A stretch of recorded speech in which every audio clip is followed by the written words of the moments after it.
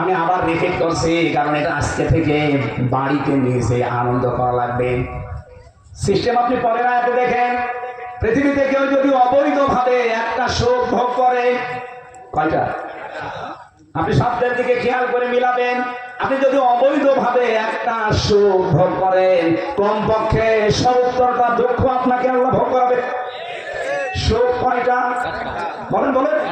কিভাবে? অবৈধভাবে। এই যে 15.5 বছরে যারা ছিল তারা সুখ পায়নি, বৈধ ভাবে না অবৈধ? কথা বলা লাগবে। এক একটা অবৈধ সুখের কারণে দুঃখ ভোগ করাবে আল্লাহ কয়টা? এই জন্যই তো সাইবুস বিদায় নিয়েছে।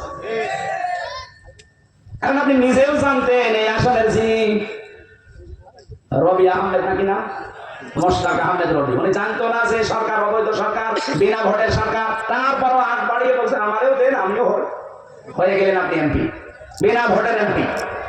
দিনের ভোট রাতে হয় সেই এমপি। কথা বলেন না কেন? এরকম এমপি হওয়ার পরে আপনি অবশ্যই শোক পেয়েছেন না? কয়টা?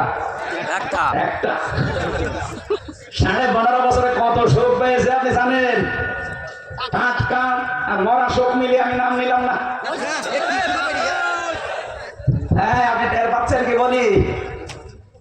কাওয়া কাকুর মতো মানুষ আজরাইল দেখে ঘুরে এসেছে, তারপরও সে সুখ থেকে বঞ্চিত না। শরীর চলে না, তারপরও নাকি রাত 2টা পর্যন্ত বিভিন্ন নায়িকা গায়িকা তার কাছে গিয়ে শরীর টিপে দিত আল্লাহর নামে। নাউজুবিল্লাহ। শরীর চলে না কাওয়া কাকু, অথচ সুখ দুনিয়ায় পেয়েছে না পাইনি? বলেন।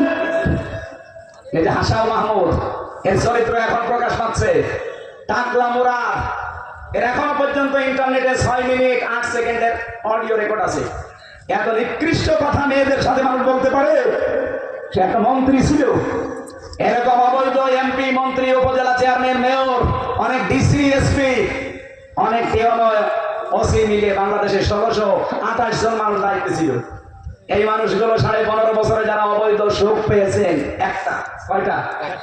একটা সুখও যদি অবৈধভাবে ভোগ করে থাকেন, 70টা দুঃখ আল্লাহ আপনাকে ভোগ করাবে। এবার ঠেলাতে পান, এক একটা সুখের জন্য যদি 70টা হয়, 15.5 বছরে অন্তত 1000 সুখ পেয়েছেন।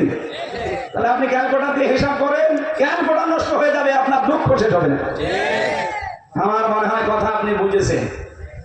এখন যদি না বোঝার ভান করে থাকেন, এদিকে আসে কানের নিচে এমন করে 2টা দেবো, আপনি সব টের পেয়ে যাবেন।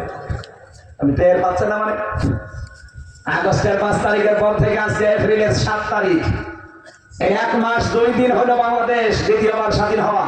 8 মাস, 8 মাস 2 দিনের ভেতরে প্রায় 27 বারের উপরে ওরা চেষ্টা চালিয়েছে দেশটা যেন অশান্ত হয়। প্রত্যেকটা আল্লাহ নষ্ট করে। কারণ তারা যে অবৈধ সুখ ভোগ করেছে, তার জন্য দুনিয়া আখিরাত মিলে তাদের এক একটা সুখের 70টা দুঃখ ভোগ করা লাগবে।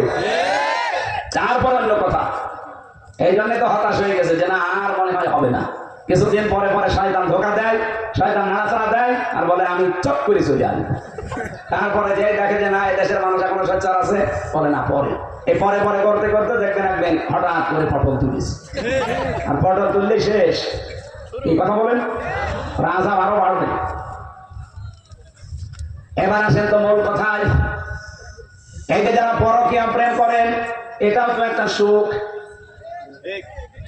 এখানে একজন এলাকায় কি এসব নেই? পরকীয়া প্রেম যারা করেন অবশ্যই আপনি সুখ পান না? পান না? এটা কি বৈধ সুখ না অবৈধ? আরো জোরে। এরকম অবৈধ সুখ যারা পাচ্ছেন, আপনি লিখে নেন কোরআনের কথা, অবশ্যই আপনাকে 70টা দুঃখ ভোগ করা লাগবে। এখন এই রাস্তায় যারা আছেন, আজকে এখনই তওবা করেন যে জীবনে আর এ লাইনে যাব না। নারী হোক আর পুরুষ হোক, এই মুহূর্তেই সাথের আর এই ময়দানে সিদ্ধান্ত নেওয়া লাগবে যে যা করেছি ভুল। অবৈধ এই সুখে কোনো শান্তি নেই। সাময়িক একটা অবৈধ সুখ ভোগ করলে দুঃখ পাওয়ানো লাগবে দুনিয়া মিলে আখিরাত মিলে। কয়টা? আরো জোরে। সুতরাং এখনই আপনি আমার হাতে হাত দিয়ে দরকার হয় তওবা করেন। পরকীয়া প্রেমে যারা আছেন, এখনই আমি তওবা করে ওদের নাম্বার ডিলিট করে দেব।